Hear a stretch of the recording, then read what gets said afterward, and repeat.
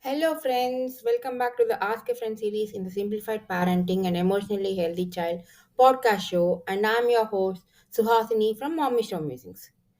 Today, let's talk about teens. I got a lot of questions in my chat box about mostly about teenagers.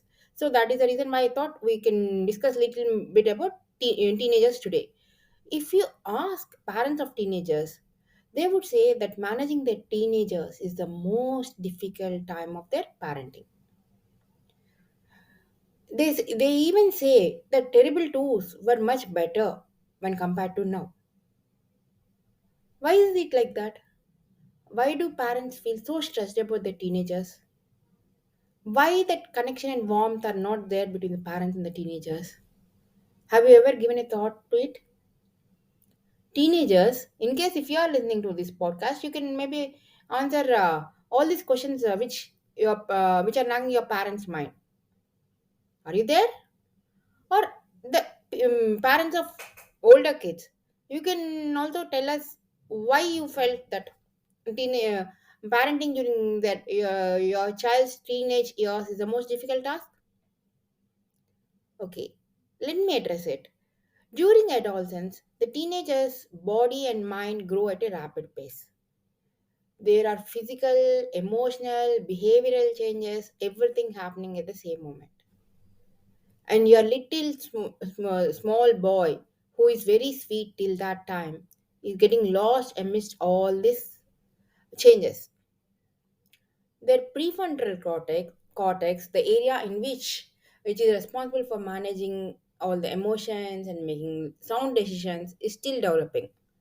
Though their logical brain has already developed, unless this emotional part of the brain is developed, they'll not be able to make any balanced decisions. And that is the reason why most of the governments give the permission to vote or to attend the driving license test only after your kids cross 18 plus years.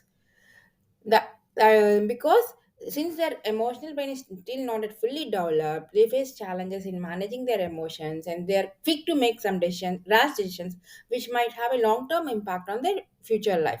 That is the reason why parents are very much concerned, because they are typically the teenagers don't listen to parents at this point because they think they are grown into the miniature adults, wherein they can start taking their own decisions, but they are not emotionally balanced enough. So now let us first understand the basic problem from which all the parents of teenagers tell us.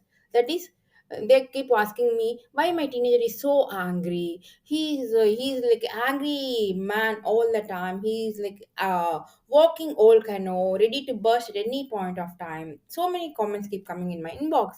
So today let us first understand the underlying reasons for your teenager's anger, and then I can definitely tell you what are the red flags that we as parents should be aware of. The first and foremost is the hormonal changes.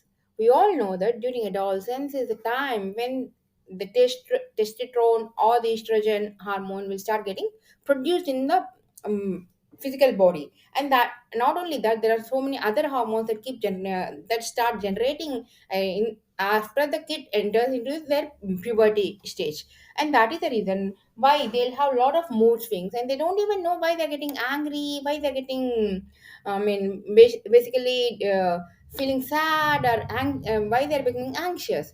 And then most of the teenagers, including you, me, and everybody, would have gone through the identity crisis, because that's the time when you are shifting from one school to other, or you are moving out, and your friend circle is changing. Because of that, you might be feeling a lot of other pressures, and also and your body is developing at a rapid pace, and you start comparing yourself with your peers, and then thinking that why my body has not grown, why I didn't grow so tall, or why I'm still short, and why I got a mustache, why I didn't get a mustache.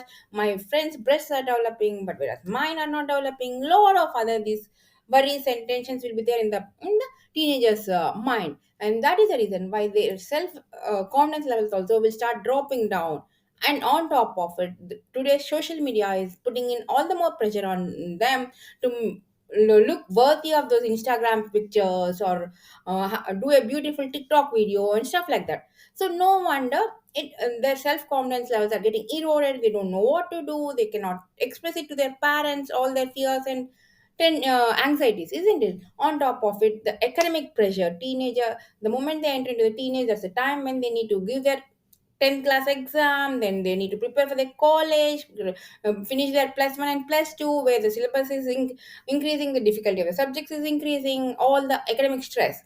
And in some families there will be some family conflicts, dynamics, or dysfunctional relationships, single parenting families, all these other family dynamics also add fuel to this fire. No wonder your teenager is like a walking volcano. He's ready to burst at any point of time because he's being bombarded with so many stuff from all over all the corners, isn't it? Hormonal changes, identity form, low self-confidence levels, peer pressure, academic stress, then body image issues, everything, isn't it? So that is the reason why we need to be really considerate about our teenagers, using the space and window for them to establish, for them to have a healthy conversation with us, so that they can express all their fears and everything. So for that reason, we need to have a strong connection with our teenagers. So now, what are the red flags that we need to be aware of in a teenager? If your teenager is displaying prolonged or extreme aggression, or during the entire day, or for a long period, or he's distracting physical property, or he's talking about self harm, he's isolating himself from the social situations, or if his behavior is becoming a stumbling block into in his day-to-day life, that his grades are declining in the school, or he's not able to mingle with friends, his daily life, he's not able to lead the regular daily life, then that's the time that we as parents have to wake up and seek professional help, and consult a therapist or a psychologist, so that they can evaluate our teenagers and provide the appropriate guidance.